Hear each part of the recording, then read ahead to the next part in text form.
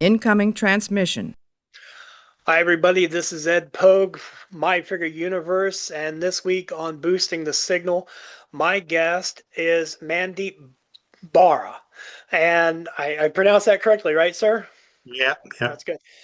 Mandeep is a man that I have been chatting with now for many years on socials and chatting and stuff about various subjects, but we have never actually met in person or even virtually, so this is a first for me. It's wonderful to meet you, sir. How are you? I'm very well, thank you. Yeah, um, Now, yeah. Like I was telling you earlier, I've never done anything like this before, so I'm hoping you'll maybe start with questions, and I can go from there. That's sure, yeah, I can do that. yeah, One of the first things I want to ask you about is, and I'm going to go right into it. I think the first thing that ever brought you and I together in chatting was V.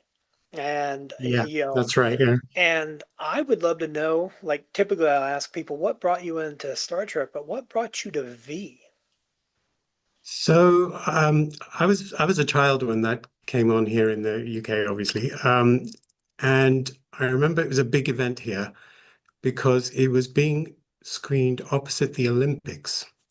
So we got it like a year later than America.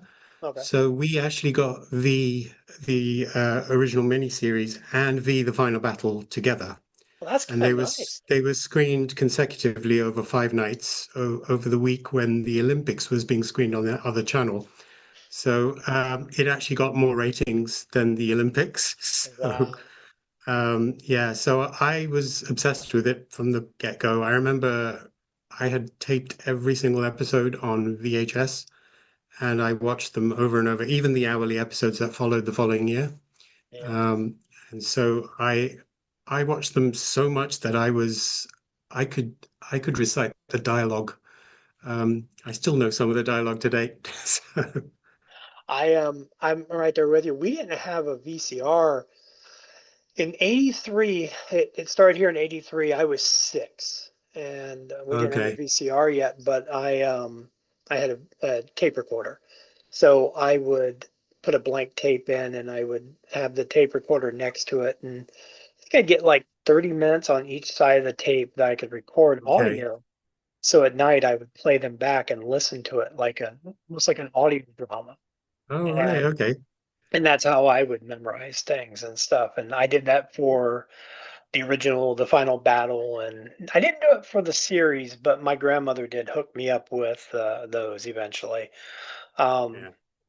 did you ever? Was there a character that stood out to you for that series? Somebody that Diana. really? It was right from the eating the guinea pig thing. I was Yeah. like, oh my God. And then obviously she was the chief science officer initially, wasn't she, before she was the commander. And Yes. I always had an interest in science. In fact, V is the reason I'm doing my job right now. Now, would you like to It tell everybody what your job is? So I'm a geneticist. V is the reason I got into genetics, actually. There was a lot of talk in the show about recombinant DNA and that sort of stuff, and it got me interested in the facts about genetics. So when I was picking something to study at university, I went for genetics, and I'd sort of decided that in my early teens because of V, really. That is amazing. And ironically, in the world of V, you would have been the enemy, for them. They would have hunted That- you down, sir. yeah, that's true. Yes, they would have put me away. Well, that's not a really good way of looking at the show, but yeah, no, I loved V, and I love that, and I know that you have an immense love for Supernatural as well, Yeah. and which is why it surprised me when you said that you've never done a podcast or anything like this before. I figure with your love of Supernatural, someone surely out there has invited you to be on a Supernatural podcast. I mean, you have. Yeah. I, I don't think it goes without saying that you have probably met 98% of the cast. Yeah. Yeah, I have. I've been doing supernatural conventions for since 2011, so a Wow. long time.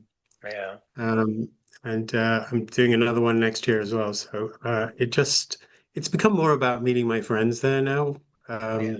um, than just meeting the actors, which is still fun. But because I've met them so many times, they've sort of know me now, which is very strange.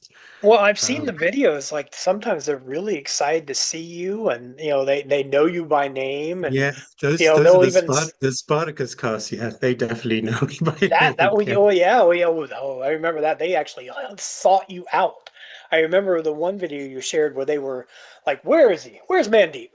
And I was like, yeah, I couldn't go to that one, and then some friends of mine that I knew who were going surprised me by sending me a video that they'd made, and they were like, "Why aren't you here? Where are you?" I was very surprised "That's by that.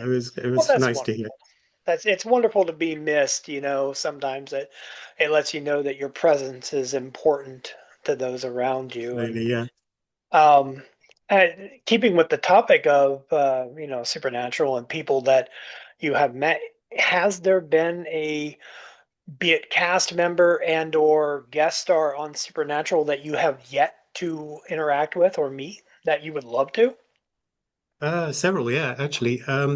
So Chad Lindbergh, who played Ash, Oh, I've never met him, but he is coming to the next one. So fingers crossed he doesn't cancel, and I will meet him eventually. There are a few. I've not met Emily Swallow as either, who played Amara. Um, yeah, so there are a few, but I've for the most part I've met all of them. Yeah. I know the name Emily Swallow outside of that. Is she She was in The Mandalorian as well. okay?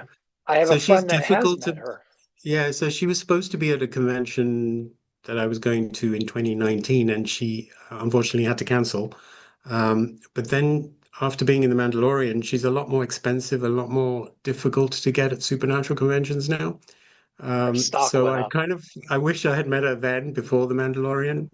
But once you're in the Star Wars, yeah, sort of franchise, I think your price goes up quite a bit. Yeah. Well, I definitely hope you get a chance to meet her. Yeah. I I know it's a tertiary character that was on one episode, but I know like Spencer Garrett had been in an episode of Supernatural, Yes. and I heard recently that he had just started doing conventions. So like Right. so he had never realized that, that was a thing. So maybe you'll get a chance with him one day too. It is interesting because I have met people who have been on just one episode of Supernatural. They've or one or two even, but they come to the conventions. So I've met some very random people at these conventions, Well, like that's great. Christian Kane. Christian Kane. I mean, I know him from Angel and obviously Leverage, which are both shows I enjoyed as well. But I met him at a Supernatural convention, and he only did one episode in the final season. So. That was a good episode Um, though too. yeah, it Did was a you good episode. are you watching Leverage Redemption? Have you checked that out or the I've started it, so I'm on season one only, but yes, I am watching it. yeah, you're in for some good stuff. I unfortunately I don't know. Did you get a chance to watch Countdown yet?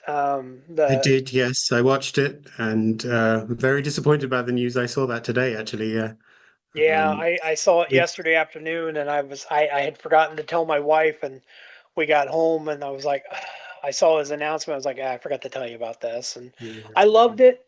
I really did. I thoroughly enjoyed the show. It was a different kind of writing structure, um, yeah, so it's a shame to see it go. But in some ways, I think like how would it have not to get on a downer note, but with Eric Dane's prognosis of what he's going through with ALS, I was yeah, worried about how that would have affected season two in the interim, anyways.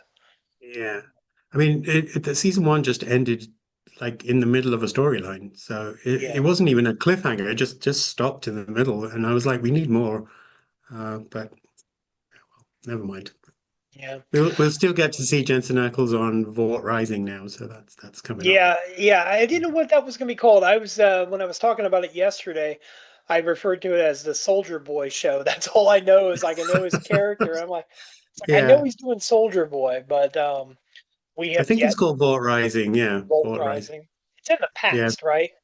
yeah. So it's the beginnings of Vault. Okay. Um, the so And I don't know. and I know you're constantly disappointed in me because I haven't started watching The Boys yet, but don't worry, it's gonna happen. I promise. I promise. It will happen before their final season. I know Gen Z. It's an acquired taste. It's Well, I don't think it's for everyone. the ironic part is I bought season one when season one first came out. I bought it because I was like, oh, I wanted Yeah. to watch it, and it just kind of got shelved and it didn't get watched, and I still haven't even opened it. I mean, that's Okay.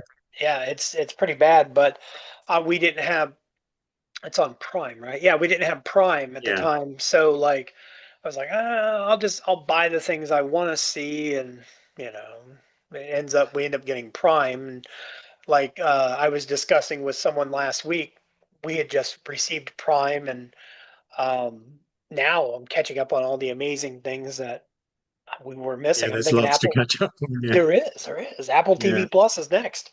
But speaking of what's next, I also have recently, like within the last year, learned of your affinity for the Hallmark films, and and I gotta tell you, first of all, I had no idea how large of a fan base that the films, the movies, the network itself have, and the actors. You Neither really did I. I thought I was the only one. see, well, you It's opened like, my eyes to knowing that, yeah. and I have to say, how did that start? I mean, like, is this a long time thing? Yeah, so it was about sort of 2015, 2016-ish, I think I started watching them. We don't have Hallmark here. We don't have the Hallmark channel here in the Mhm. UK. Um, but we have channels that show these movies, so you kind of have to really look to find them. And around Christmas, they really sort of ramp up. You see a lot more of them. Um, and I noticed that a lot of the people that I'd met at conventions were were like leading parts in these movies. Mm. So a lot of them, because they're shot in Canada, a lot of the sci-fi shows I watch are shot in Canada. They had all guest starred on shows that I'd watch. So a lot of supernatural stars, a lot of Buffy, a lot of Firefly. I mean, I think the first one I saw had Jewel State in it. Oh, So really? I was following the actors into what they were doing. I saw the ladies from Spartacus, Katrina Law, Viva Bianca, Ellen Holman had all done Hallmark movies, and so I was watching it for them. And then I had a very unexpected effect on me because um, when I watch something, I don't watch it passively. I get very involved in what I'm watching. I'm very immersed in it. And if things are tense all the time and stuff, I get tense as well. These are very cathartic, these movies, because you know everything's going to work out in the end. Yeah. Everything, they're very feel good. And so there was this unexpected sort of byproduct from following these actors into these shows they made me feel good, these movies. And so I continued to watch them. And now I'm just full blown into them now. And now I'm meeting, I went to Christmas Con last year and met Hallmark actors, not just for the sci-fi stuff they do, but for Hallmark itself. Yeah. Wonderful. Yeah, there was. I appreciated seeing all the pictures and stuff that you had shared. The Jewel State movie. What one? Which one was it, by any chance? Oh, I can't remember now. They've all done several, so I can't remember. They've all got very similar names as well, so it's very difficult to I know there was one pick them about a out. boat. There was one about a boat that we watched, Probably. and Yeah. we really loved it, and it became a regular Christmas, film. Like Yeah. it's not too often, but Christmas films, you need a new one, and they had a good rotation. Yeah. Um, yeah, I and also like that Hallmark have become very diverse in the last 4 or 5 years as well. Like, I mean, I never thought I'd see a Hallmark movie with an Indian guy as the lead. yeah, I mean, that kind of representation I never saw growing up. Like, I just kind of accepted that I wasn't going to see anyone like me on screen. But it did eventually happen. So it's interesting. And I think Hallmark are going in the right direction. They have They've got LGBT stories as well, and they've got you know uh, different ethnicities in the leads as well. So it's really grown in the last few years, I think. No, that's good. I know that there was a bit of a exodus of actors from their line of that didn't believe in the Yeah, you yeah, know whatever you want to say, and I kind yeah, of thought, all right, well that's good to know, it's like but yeah. They um, started up another channel which is focusing on traditional family values, as they call yeah. it. Yeah, Which, well, that's good luck to them. yeah, But yeah, and when you talk about other actors from different things, like yeah, Stargate, that would be a really good one too. Like yes, there's so many Stargate actors that have popped up in Hallmark films over the yeah, years. and on Supernatural as well. So, Yeah. Well, it's all shot in Canada. Have you now? Speaking of Hallmark films, and it's a kind of a huge jump here, but in yeah, the same vein, have you checked out or had the ability to see Murder in a Small Town? I've not heard of that one. Really? Okay, No, it has Kristen Kruk from Smallville okay, yeah, and Rossif Sutherland. It's Kiefer Sutherland's stepbrother, okay. or half brother. Sorry, half brother. And it's based off of it's based off of books about the main characters, the sheriff and his girlfriend, and solving crimes. But it's called Murder in a Small Town. It is, for all intents and purposes, Hallmark like murder mysteries in a small 1 hour like tidbit. Yeah. Each one like so far this season, two episodes have been shot by or directed by uh, um, oh goodness, I just was that Amanda Pete had Oh, directed. wow. Yeah. So and then the actors are all it's all Canadian based. Everyone is Canadian based. So, Okay. but it's something to But I check mean, out. we have to sort of rely on someone buying it here in the UK to actually screen it here. So we don't have any control over that. So it's difficult to watch everything because not everything comes over here. I Have mean, you we had looked to wait a into long time for things, or we wait a long time for them to come here. But a VPN? that's how I watched Supernatural because it was too late here. And I was going to conventions, so there'd be spoilers and stuff. I needed to keep up to date, Yeah. so I watched Supernatural through a VPN. Well, the one thing if they said, "Oh, did you see that Dean died?" You'd be like, "Which time?" Yeah. Yeah, exactly. It's Yeah, like it's not a spoiler. That's just gonna happen, yeah, yeah. I well, I love that. I do. So tell me, what aside from that, what's something else that sparks your interest? That be something that I don't know about. I'm curious. Well, I don't know. I think you know about all the stuff I enjoy. I mean, I'm a bit of a geek about my job as well, so um, I kind of just live in this geekdom bubble, really. Well, So, there's nothing wrong with uh, that. yeah, and yeah, I mean, other than that, I am a big movie watcher. I'm a big TV show watcher, and conventions are I started doing conventions because um, I've always wanted to do them, but I never had the confidence or the sort of yeah, I never had the confidence to just go for one of them. And so I had a bit of a health issue back in 2010. And after that, I sort of thought, you know what, I'm going to do it. And so I booked my first convention, which happened to be a supernatural one.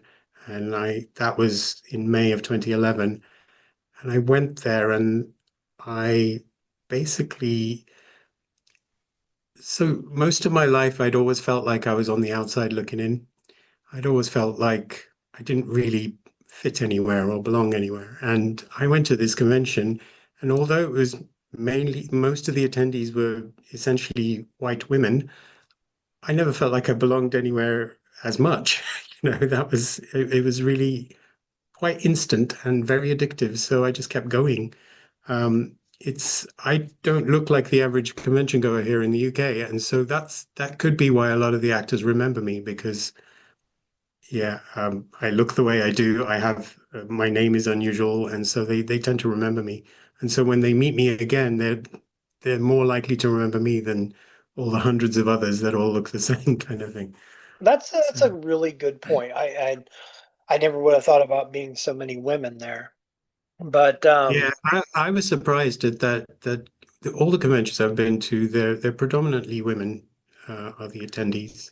so when you think about that episode of Supernatural when Chuck was writing the books and everybody Yeah. was loving on the books, and it was usually women. And of course there was the fanfic. Do you think that was a meta reference to that? Possibly, yes. Yeah, I think so. They brought out a lot of things in that episode which I had seen in the conventions actually, which was quite funny. Yeah. Becky being a very extreme version of the fandom. But it does happen.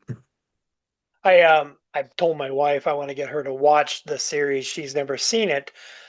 With the exception, like in background episodes or whatever. She did watch all of the Winchesters with me, which was should have gotten more. I think it was really good. Yeah.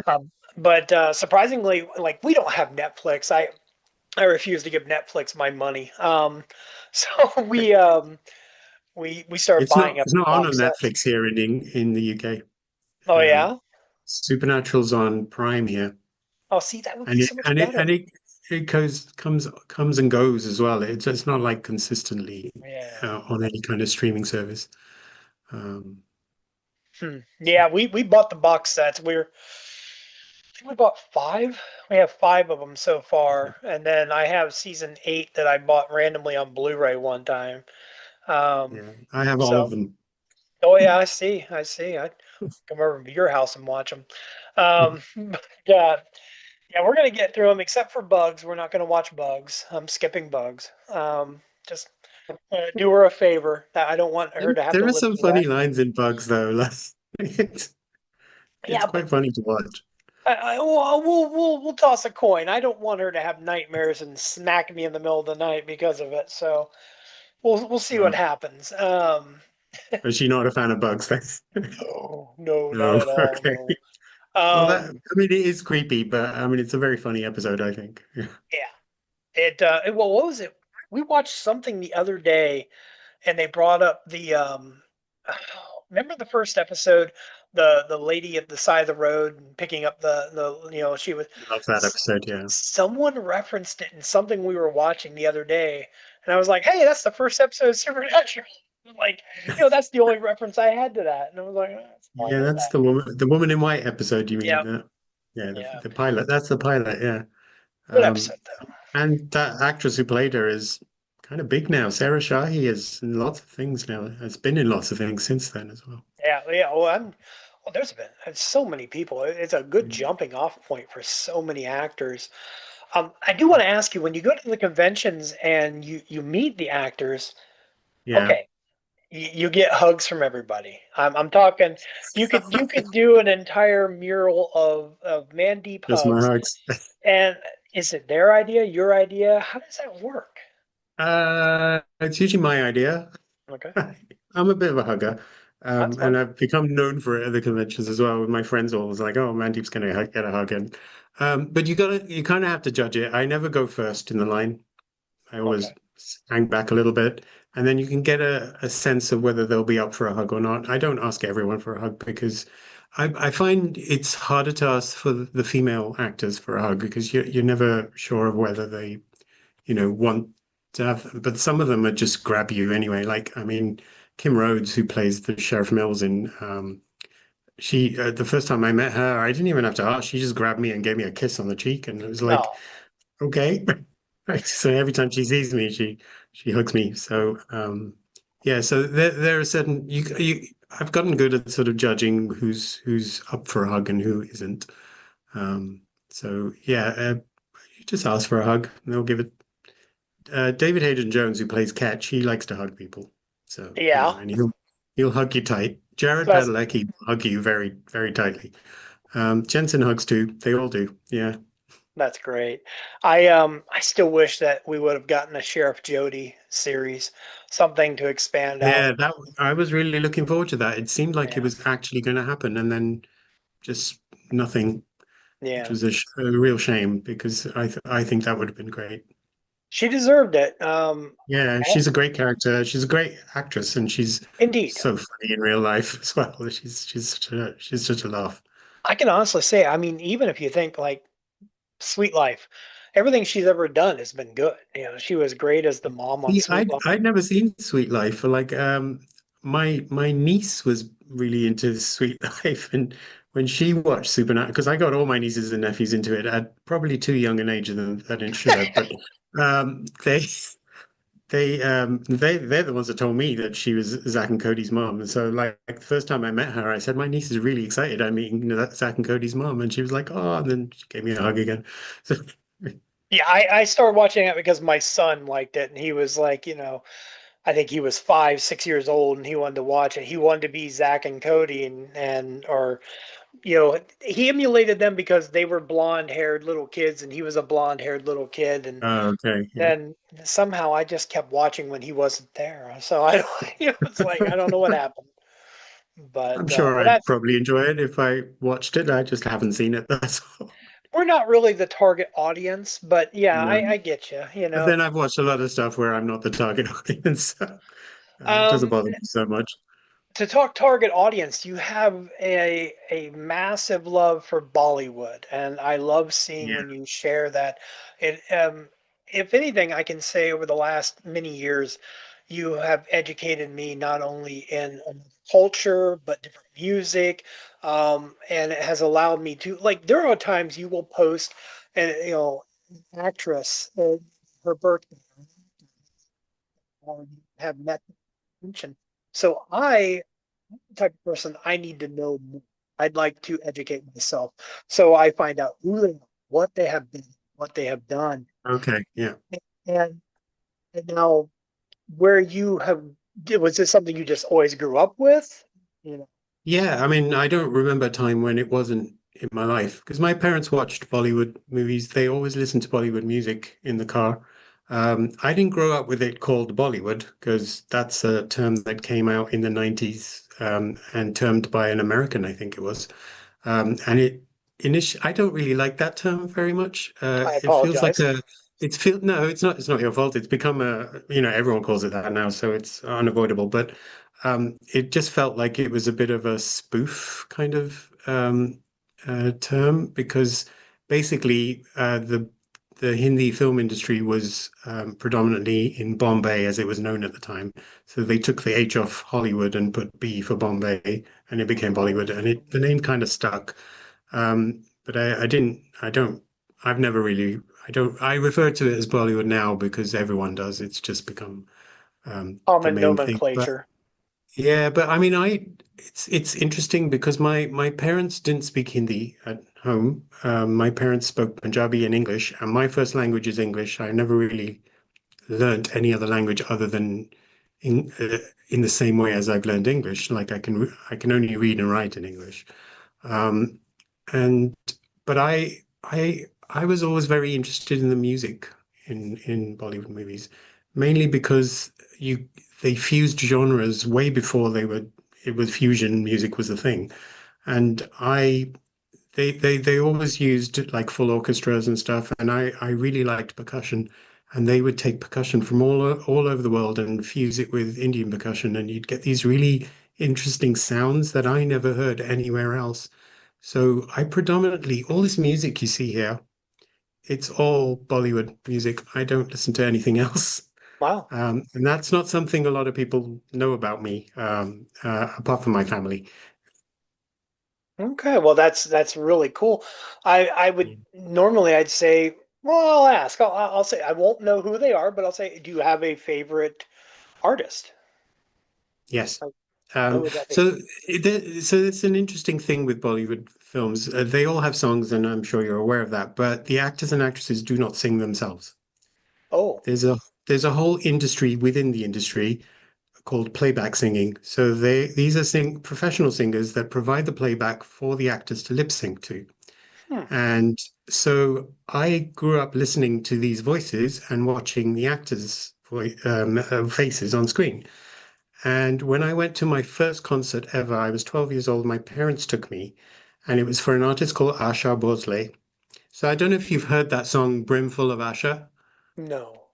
It was from the 90s. So that song is a kind of about her. So she has sung for three generations of actors. And because she's singing behind the scenes, all these actresses can mime to her voice. I was a big fan of her when I was a kid. She had sung all my parents' favorite songs as well as the ones I was growing up with. And then Hmm. she sang the songs that my nieces and nephews were growing up with. So my first concert was her, and it was in Wembley Arena. It was a big concert. I had no idea what she looked like back then. I'd only, they didn't get a lot of pictures out there and stuff. We didn't have internet or social media or anything like that. And pop music or artists doing albums just outside of the movies was not a big thing in India back then. So the main music was film music. Hmm. And so these singers never really got their faces out there, but everyone knew their voices and everyone knew who she was. And when she walked out on stage and she was this tiny little Asian Indian woman with a sari on, and she was singing all these really, hip disco rock kind of songs. I was like amazed. I was like, this woman's voice is amazing, and yet, no one knows her face. In later years, when music channels became a thing in India, when pop music became a thing in India, then she started releasing albums that were outside of films, and so her face became a bit more known. But to someone like me who didn't grow up in India, who was always, I was born in Africa and then we came to England. I never saw these singers' faces. I recognized their voices immediately, though. Hmm. Um, and so It really she's my favorite artist. Yeah, definitely. I've definitely posted about her on Instagram, so you would have seen and heard her voice. Yeah, it really does show the difference in I'll use cultural barriers that they have. Like, I mean, I'm sure I have gone through every radio station at some point in time trying yeah, to find something, and we do not get that type of music here. yeah. And I mean, she has collaborated with people in the West in the past. Like, she did a song with Boy George back in the hmm, 90s. And she did one with Michael Stipe from REM, sort of early 2000s. I think that song was actually used, the movie Bulletproof Monk? yeah, I've never seen Yeah. it, but I know it. Okay. So in the very end of that movie, they for the final scene, there's a song that plays in the background, and that's the one that she did with Michael Stipe. Um, Oh, I got quite well, excited because I saw that movie in the cinema and I heard her voice. I was like, "Oh my God, using her song." I'll definitely have to check it out if nothing else, just so I can hear the song. I have a friend of mine that's a huge REM fan, and he might be interested. So, Yeah, but I mean, it wasn't an REM album. It was a project that these individuals did. They were trying to team. It was called One Giant Leap, and they were trying to team artists from different parts of the world and put them in the same song. And I saw an interview with them, and they said something quite interesting. It's like the whole thing happened by accident. They were in uh, I think it was Rajasthan or somewhere like that. Not somewhere you would normally run into her. hmm, And they were in a restaurant and they had sort of portable recording equipment with them. And the waiter asked them what they were doing, and so they explained. And the waiter said, "Do you know who that is over there? She's like a legend." And so they just went up, asked her, and she just recorded something on the spot there in like the kind wow, of quiet corner, recorded it, and then they put it together with Michael Stipe's singing, and that's how that song came about. It was well, just that's awesome. chance music. Now, how did you hear the story? Is that something that was told Uh, in? Yeah, so the people who did the album were on a we do the BBC here does have used to have a lot of Indian programming. So there was a show called Network East or something like that, Okay. and they were on this show and they were being interviewed and they told the story on there, and that's when I heard the story. That's how I came to know about the song as well, because it wasn't film music, so I wouldn't normally cross my paths. My biggest exposure to BBC is Doctor Who. I'm a huge Whovian. I love Doctor Who. I didn't start watching until David Tennant's second season, um, but then caught up, and then Yeah. you I know watched even Doctor Who when I was a child in Africa. well see So well you win the old you Tom Baker ones, I watched them. And then I did watch it for quite a while, even when I came to England. And then it went away for a while, and then Russell T Davies brought it back. yeah. He sort of revamped it, and then I did watch those up until the Matt Smith ones, and then I kind of lost track of it. It just kind of went out of my radar. Matt Smith is probably, I mean, a lot of people say, oh, David Tennant's my doctor. I gotta say Matt Smith. If I had to choose one, he's my doctor. But it comes down to in 2009, 2010-ish, around in there, they filmed in Utah. They came over and they filmed here in the States. And Yeah. I was there when they were doing it. And Is the that the episode with Mark Shepard? Oh no, yes. no, it wasn't. Yeah, It no, is. yes, Okay. yes, it is indeed. Actually, my wife and I were talking about that the other day. His dad popped up in an episode Yeah. of Star Trek, and I said, "Oh, that's Mark Shepard's dad." And she's like, "Who?" And I said, "You remember the episode, The Impossible Astronaut? He played his older version of him. It was Of like, him. Yeah, yeah, yeah. Mark Shepard was young, his dad was the older version." Um, but see, Matt Smith's doctor. Okay, first of all, he was in Utah. Same time I was while they're filming it. Spent a lot of time in Utah back then. But he was on an Edsel. Like, Yeah. he was, and that's my first name. My real government Okay. name is Edsel, uh, named after the car. My middle name is Ford. Um, so I got a Okay. kick out of that. And then the episode dealt with going to the moon, Armstrong's museum. Well, or Armstrong, not museum, but going to the moon. I live in his hometown. Oh, So, okay. so I was like, there is so much here connected to me. So it became a favorite. Um, I don't tell people that often. Now Yeah. everyone knows. But anyway, but yeah, um, At the conventions, Mark Shepard has talked about doing the Doctor Who episode, and how he had to be get special permission to be released from Supernatural to go and do the Doctor Who episode and then get back. And they were like, "You can go, but you don't miss your flight back because we need you for the finale." So, well, I'm so glad he he had to. did, and Yeah, everything was fine. I okay, I have to comment and compliment you on your shirt. I love the Firefly shirt. yeah. I'm a big fan I, of Firefly. Yeah, I love it. I'm a big Firefly guy, Serenity, everything. My mean, you can look on my Facebook or Facebook uh, yeah, whatever profile, and I am a leaf on the wind. Watch how I soar. It has been yeah, there what almost 16 years since I've had Facebook. I've had that same saying. Um, yeah, I'm a big fan of Wash, Alan Tudyk, everything he does, but I was a yeah. Wash guy.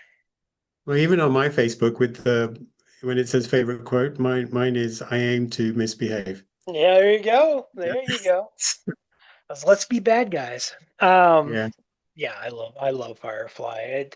It's one of those things like you could say, "Oh, I would love one more season." I'm the opposite.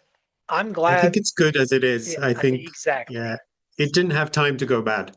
Exactly. It was excellent all the way through, I think. And I And have I literally love the movie. bought. Oh, I'm sorry. Go on. No, I said I love the movie as well, the Oh yeah, Serenity movie. So yeah. yeah. We're coming up. Well, this month. I think this month will be the 20th anniversary. Yeah, I know. It's just insane. Wow. Um, Yeah, and then I even have all the comics. I bought all the comic books, and for the most part, I mean, it's not great all the time, but Jed Whedon wrote them, so Yeah, Joss's I'm brother. aware of them. I've never actually read any of them. But speaking of Huh, comic books, I have actually been in a comic book. I've been drawn into one. same here, but what was yours? So mine was so the actor in Spartacus who played Agron. I can't remember if you watched Spartacus. Or, The thing was, and this is gonna be a bummer. I watched the first season of Spartacus, and yeah, then when what's his face passed away, I kind Andy of Whitfield. Yeah, yeah, yeah. yeah. I never went back. I was like Okay, yeah, I didn't want. I would recommend it. It's very the guy who replaced him is very good. Okay. But Agron was in the first season. He was the guy with the dreadlocks, one of the Oh, brothers. okay. Okay. So the actor is Dan Furigel, who I think is in yeah he's in Days of Our Lives now, which we don't get over here, so I can't watch it. But he created a comic called Fractured Shards, and he Oh, did it. So okay. he did it I with remember this. yeah, so he did it with one of my friends from Australia. So I met them all at this Spartacus convention in Paris, and this guy from Australia had come there, and he was already doing his own comics, and so they kind of teamed up, and he got this comic kind of going for him, um, and I contributed to the Kickstarter. So one of the Kickstarter rewards was to be drawn into the comic. And they did a lot of YouTube live um, um, things when they were sort of campaigning for the Kickstarter, and you could sort of interact by typing messages in and stuff. And I just said, "Is there room for a geneticist in the story?" And Dan Furigel just went because he'd met me like 5 times by then, like at the convention, so he knew who I was, and he was like, "Yeah, absolutely, Mandeep." He goes, if you can pledge that, we will definitely write you into the story." So then I ended up getting one of a panel, which was quite nice, and I actually got dialogue as well. I wasn't just drawn in, so That's that was awesome. fun. I got a great kick out of that. I remember when you shared that. It had slipped my Yeah. mind, but I do remember when you shared that. That's great. And there's something, as being, lay people as we are, the little guys as it is, it's nice to be somewhat immortalized in, this medium, be it whatever it is, and it's something you love. That would be like if there was ever a I- supernatural, you know, you should be in Supernatural somewhere if they could put you into a comic, which they are doing comics now. Are they? Have they Yeah, already released or not? it started. Oh, it starts soon. I could look it up. Let me look that up. I've never actually looked at my phone during an episode of this, but this is worth it. It popped up. I haven't heard about that at all. Yeah, it popped up recently on my oh, I have a thing called Comic Hub where I order mine. And yeah, the first issue must have come out last week. And then yeah, it's only going to So be it's already out then. Oh wow. yeah, it's already out. I don't know. Is Forbidden Planet near you? Do you have a Forbidden Planet shop? There's one in London, so it's not near me, no. I didn't know where you were, you Yeah, know. I live in Oxford, so Oh, okay. I mean, it's not hard to get to, but like you need to make an effort to do it. Like, Worst case scenario, I would go on Forbidden Planet's website and see if you can start an online pull list where they can ship it to yeah, you. Um, that's probably more plausible, I think. Yeah. yeah. But yeah, the artwork looks great. It's from Dynamite Comics, I believe. Okay. Um, I but will yeah, look into that. Try and find it. Yeah, if nothing else, I'll send you information later when we're done here. that'll be good. Yeah.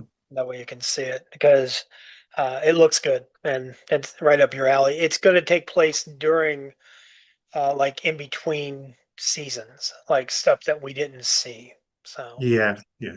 Okay, that would be good. Well, you know what, man? I guess I should ask you a little bit about Star Trek, at least so that I can stay within Yeah, that realm. yeah. Do you, obviously you've told me that you don't really have a lot of Star Trek, past, but you said you had seen the original series.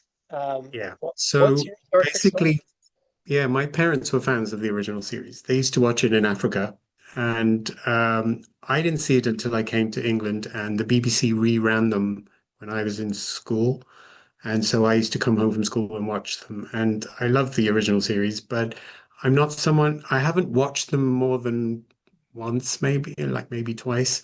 I remember seeing I saw the first four movies. So the first motion picture, the first Star Trek movie was quite a big deal for the Indian community because the actress who played Ilea, the bald Ursus lady, Kambata. was yes, Persis Kambata. She's a former Miss India, and I think she'd won either Miss Universe or Miss World or something. So that's how she got into Star Trek.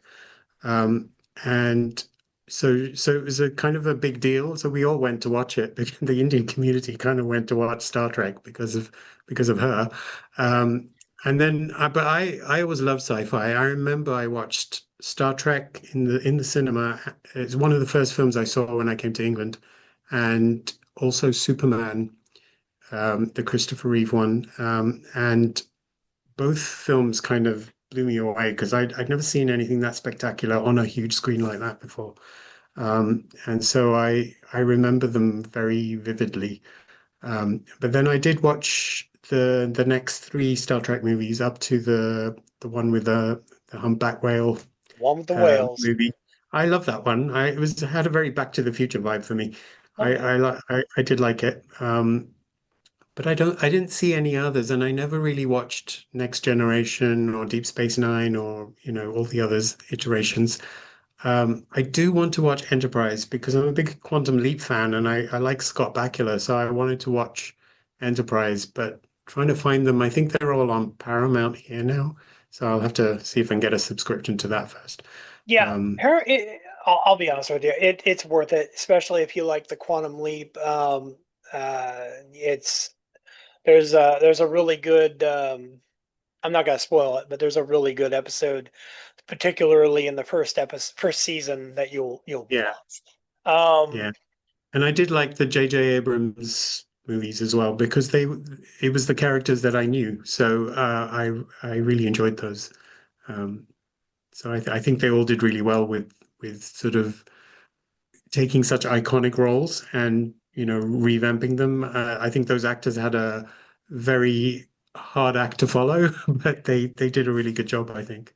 I think the premise was really solid. I mean, being an alternate universe, Yeah, and I like that. I can appreciate that. I I like them, but I'm well known for having issues with the first two, especially the second one. But I love Star Trek Beyond. Star Trek Beyond is yeah, my favorite of all those, and I think it felt the most like Star Trek to me. yeah. I think Beyond had the most humor in it. Yeah. I think um, I'm very attracted to humor in any project. Like if something has humor, I will keep watching. It's the reason I watched Supernatural for 15 years. Yeah. I I didn't discover Supernatural late. I watched it from the beginning, and the only reason I stuck with it is because the humor was very consistent throughout. Same with Firefly. The humor in Firefly is what really makes it, you know, stand out for me. I think when things get too serious all the time, I lose interest and I just stop. You might want to avoid Star Trek Discovery then, because it's too serious. It's a good show. I've It actually is. watched three seasons of Star Trek Discovery, so Okay. I have actually seen it. I did really enjoy seasons one and two, but I've kind of lost interest in it now because it's got a little complicated for me. I have to admit I don't understand a lot of it. I don't know if I need that prior knowledge from all those other shows.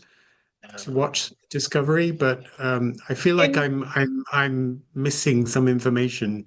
I get Uh, you. Well, in some ways, I get you, and even with the last episode, Discovery was able to stick the landing. I think they had a really good, solid ending when the show okay, ended. But the thing is, it doesn't make any sense to you if you haven't seen the short track called Calypso. They had done a there was a time period when Star Trek were doing like quick little 15-minute episodes called short yeah, tracks, and they had done one with Aldous Hodge, which you know from okay, Leverage. yeah, yeah, And Aldous Hodge was in and it, Supernatural. and Supernatural, yes. Yeah, But he, and this is a bold statement, I will go on record. yeah, The Aldous Hodge 15-minute episode called Calypso, in my mind, is the greatest 15 minutes of Star Trek they have ever done in its 60 years. wow, Yes. wow, that's a bold claim. It's a very bold statement, and but I stand by it. And when they did Calypso, it touched every emotion in my heart. And then they ended the series with the resolution, shall we say, to Calypso, and as almost a way of ending it. And I thought, that's it. That's there's nothing more perfect than that. Because and I love it. I truly do. So if you do stick with it, even if you don't watch any of the other things, find Yeah, Calypso, watch Calypso, see the end. You're going to be good. You really will. okay, all Um, right, I will do that. I have actually watched a little bit of Below Decks, like oh, Lower Lower Decks. Decks, Lower Decks. Yeah, yeah. I'm really enjoying that. I think that's really funny. And I started watching that when I met Jack Quaid at a boys' convention, and he was talking about it, and I was like, this sounds quite good. And he's such a funny guy. I was Yeah. like, okay, I'm going to give this a go, and I'm really enjoying that at the moment. But I'm just on season one. Yeah, well, it does not disappoint. It increasingly gets better. Mike McMahon is a wonderful showrunner. The writers on that show are great. Jack Quaid is amazing. He honestly, like, he's the main reason that I will definitely check out The Boys. I'm well aware of his character, Yeah, and the connection with Simon Pegg and stuff that come around. yeah, It was in the zeitgeist. There was no way to ignore it. yeah. But yeah, you're in for a good show. I've never seen Rick and Morty ever, and I know a lot of people compare it to Rick and Morty. I'm not a Rick and Morty guy. Uh, I've never seen it. I guess there are similarities. Yeah, I wouldn't. I didn't. My mind didn't no, naturally go to Rick and Morty when I watched Lower Decks, Well, I think but now Mike you said it, McMahon. I can see the similarities. Yeah. I think Mike McMahon was a writer on the show or something, Oh, and was that's he? Okay. why people connected. Like I said, I have no Rick and Morty knowledge whatsoever, but it had the word Star Trek in it, so I was willing to check it out. Yeah. Um, I'm going to ask you one last question Oh, because otherwise we could be here all day. Um, but Star Trek Supernatural, there is one person I don't know if you've ever met. I've lit through your pictures and I haven't seen anything. Have you ever met Todd Stashwick? yes, Okay, twice. I've Yeah. twice. Okay, Yeah, I have pictures with him. Yeah, Todd Stashwick. I met Todd Stashwick initially at a Vampire Diaries convention, actually. Where and it's all, I remember that convention very um, quite a lot because it's the first time I ever got up at a panel and asked a question at the mic.